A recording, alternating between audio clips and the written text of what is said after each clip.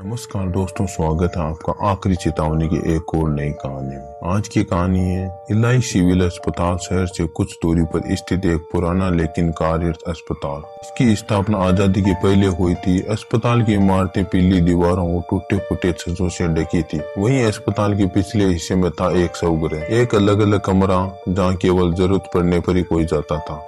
इसकी 4 खिड़कियां थी, 3 नॉर्मल और एक हमेशा बंद रहने वाली चौथी खिड़की। डॉक्टर प्राची की उस अस्पताल में नई नई पोस्टिंग हुई थी। उम्र लगभग 32 वर्ष। हाल ही में मेडिकल कॉलेज से फोरेंसिक स्पेशलिस्ट के रूप में पोस्टिंग हुई थी। दृढ़ आत्मविश्वासी लेकिन पहली बार शवगृह में नियुक्ति से अंदर ही अंदर घबराई हुई थी। उसने अब तक सब कुछ किताबों में पढ़ा था, असली लाशों से कभी पाला नहीं पड़ा था। उसकी पहली मुलाकात हुई रघु से, जो पिछले 30 सालों से शवगृह का सहायक था। सफेद बाल, झुकी हुई कमर, लेकिन चेहरे पर हमेशा चेतावनी भरी गंभीरता। उसका शरीर कमजोर था पर आंखों में अनुभव की गहराई थी। शवगृह में सब कुछ उसी की मर्जी से होता था। वहाँ एक और व्यक्ति था, अजय, वार्ड बॉय, लापरवाह लेकिन काम काज में तेज। कभी कभी नियम तोड़ देता था लेकिन नर्सों के बीच काफी लोकप्रिय। उसका व्यवहार हल्का फुल्का था लेकिन कई बार जरूरत से ज्यादा उत्साही हो जाता था। अस्पताल का संचालन करते थे डीन घोष, सिविल अस्पताल के प्रमुख, उम्र 60 के पार, सख्त प्रशासक लेकिन अंदर से संवेदनशील। पुराने जमानों की बातों को गंभीरता से लेते थे। वो खुद मानते थे ये कुछ चीजें तर्क से भरे होती है। रात की ड्यूटी की जिम्मेदारी निभाती थी नर्स कविता,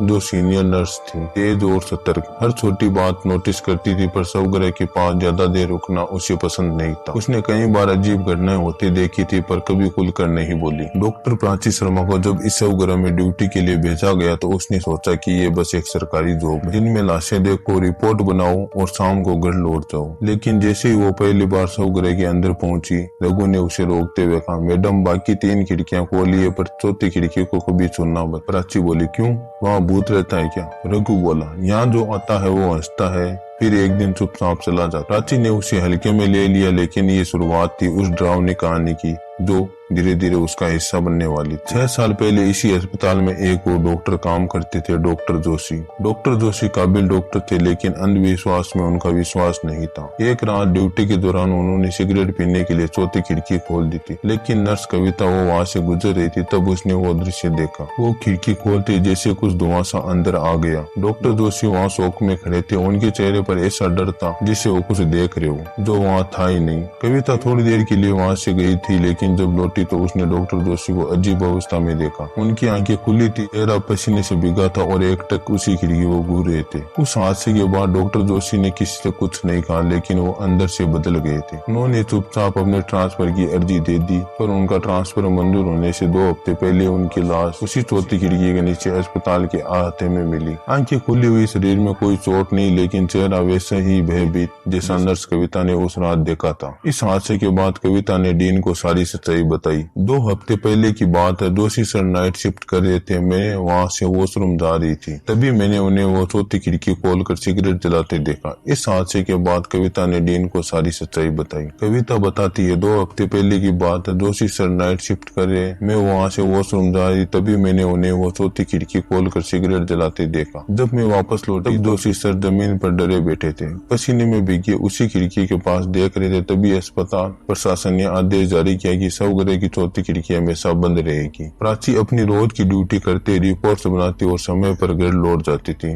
चौथी खिड़की उसके लिए बस एक बंद कोना था। न कोई सवाल, न कोई दिलचस्पी। लेकिन एक दिन पोस्टमार्टम के लिए जगह कम पड़ गई और अनजाने में उसने एक टेबल चौथी खिड़की के सामने रख दी जिस पर एक ताजा शव रखा गया था। उसे उसका कोई अंदाजा नहीं था ये छोटी सी गलती कैसे भयानक रात का दरवाजा खोलने वाली थी। उस रात अमावस्या थी। जब प्राची शवगृह में अकेले ड्यूटी कर रही थी तभी अचानक लाइटें एक झटके में टिमटिमाने लगी। प्राची बोली, अचानक लाइट इतनी टिमटिमा क्यों रही है? जनरेटर भी चालू है। रघु दरवाजे के पास बैठा था। वो अंदर आया और धीरे से बोला, आज अमावस्या है मैडम और आपने चौथी खिड़की के सामने टेबल लगाई है। प्राची को पहली बार हल्का सा डर महसूस हुआ। उसने इधर उधर देखा, कुछ ऐसा महसूस करने लगी। रात के करीब 2 बजे शवगृह में गहराती खामोशी के बीच एक अजीब खड़खड़ाहट सुनाई दी। ऐसे लगा जैसे कोई खिड़की की सलाखों पर अंगुलियां रख रहा हो। प्राची धीरे धीरे मुड़ी और उसकी नजर चौथी खिड़की पर पड़ी। उसने देखा कि चौथी खिड़की के लोहे की सलाखें धीमे धीमे मुड़ने लगी, जैसे किसी ने बाहर से उन्हें पकड़कर खींचा हो। प्राची डर में बोली, कौन?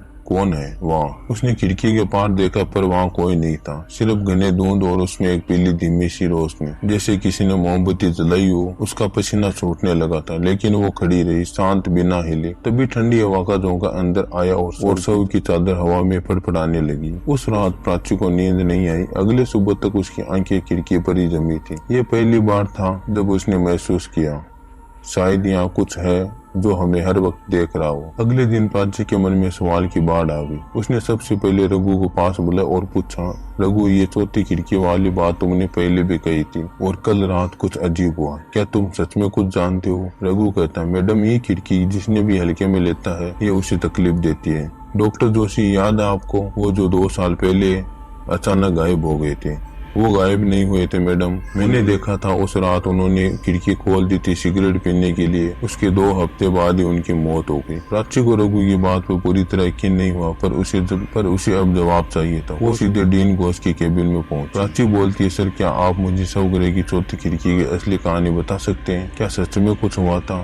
डीन बोले, तुमने सही समय पर पूछा डॉक्टर प्राची, लेकिन जो जानोगी वो आसान नहीं होगा। उन्होंने कुर्सी से उठकर खिड़की की तरफ देखा जैसे कुछ याद कर रहे हो, और फिर बोले, उस खिड़की के नीचे कभी लाशें नहीं रखी जाती, लेकिन 8 साल पहले एक केस आया था। एक लड़की निधि, उसका बलात्कार करके हत्या कर दी गई थी। जब उसकी लाश आई तो उसका चेहरा बुरी तरह बिगड़ा हुआ। परिवार पहचान नहीं सका और बिना अंतिम संस्कार के उसकी खिड़की के नीचे टेबल पर रख दिया था। प्राची ने पूछा, फिर क्या हुआ? डीन ने बोलना जारी रखा, अगले दिन उस समय की ऑन ड्यूटी डॉक्टर गायब हो गई। बस उसके खून से सनी चप्पल और कमर की बेल्ट खिड़की के नीचे मिली। हमने बहुत तलाश की पर कभी उसका शव नहीं मिला। प्राची पूछती, क्या आपने ये बात किसी को बताई थी? डीन ने सर हिलाते हुए नहीं बोला और कहा, पर उस घटना के 6 साल बाद नर्स कविता मेरे पास आई और उसने डॉक्टर जोशी की कहानी बताई। प्राची का चेहरा गंभीर था। वो जान चुकी थी ये खिड़की सिर्फ ईंट पत्थर की नहीं है, ये उसके दर्द की राह थी। वार्ड बॉय अजय को चौथी खिड़की की पूरी कहानी नहीं पता थी। एक रात ड्यूटी के दौरान उसने देखा कि खिड़की के पास बहुत धूल मिट्टी जमा है। बाकी कमरा साफ करने के बाद उसका ध्यान वहीं गया।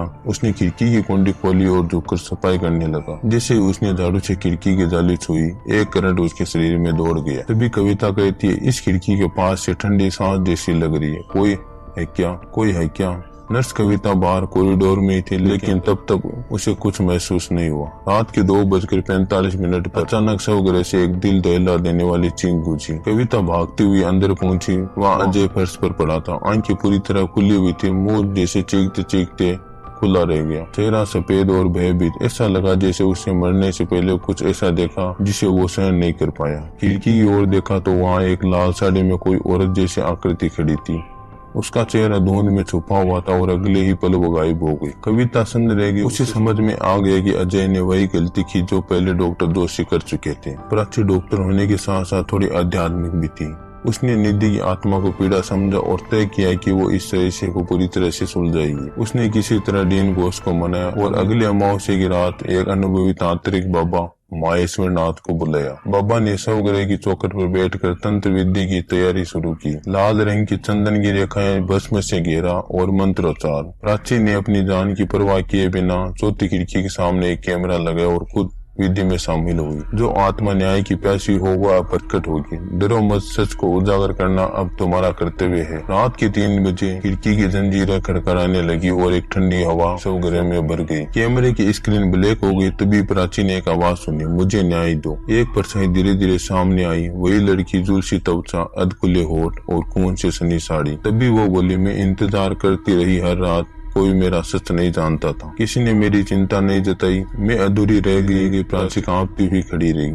उसकी आंखों में आंसू थे और प्राची कहती है, मैं तुम्हारा अंतिम संस्कार करवाऊंगी, तुम्हें शांति दूंगी, ये वादा है। बाबा ने मंत्र पढ़ते हुए खिड़की पर भस्म फेंका और एक तेज चीख गूंजी, जैसे आत्मा ने वर्षों का दर्द उगल दिया हो। कमरे का तापमान सामान्य होने लगा, लेकिन हवा में अभी भी भारीपन था, जैसे कोई दर्द अभी भी पूरी तरह गया नहीं। बाबा महेश्वर नाथ ने जो भस्म निधि की आत्मा पर डाले थे, उसने उसकी व्याकुल आत्मा को कुछ क्षणों के लिए शांत कर दिया। कमरे का तापमान सामान्य होने लगा और बाबा ने धीरे धीरे प्राची से कहा, अब समय है उसे मुक्ति देने का। जब तक उसका अंतिम संस्कार नहीं होगा ये पीड़ा कभी खत्म नहीं होगी। अगले दिन प्राची ने निधि के पुराने केस को दोबारा खुलवाया। डीएनए टेस्ट और अस्पताल के रिकॉर्ड के जरिए वो आखिरकार निधि के परिवार तक पहुंचने में सफल रही। जब परिवार को सच्चाई बताई गई तो उनकी आंखों में आंसू छलक गए। उन्होंने तो उम्मीद छोड़ ही दी थी कि उनकी बेटी की आत्मा को कभी शांति मिल पाएगी। बाबा ने उस आत्मा पर फेंका वही भस्म उन्हें सौंपते हुए कहा, अब यही उसकी अस्थियां हैं, इन्हें विधि पूर्वक विसर्जित करें और आत्मा को मोक्ष दें। एक सप्ताह बाद पूरे धार्मिक रीति रिवाजों के साथ गंगा किनारे निधि का अंतिम संस्कार किया गया। उस रात शवगृह की चौथी खिड़की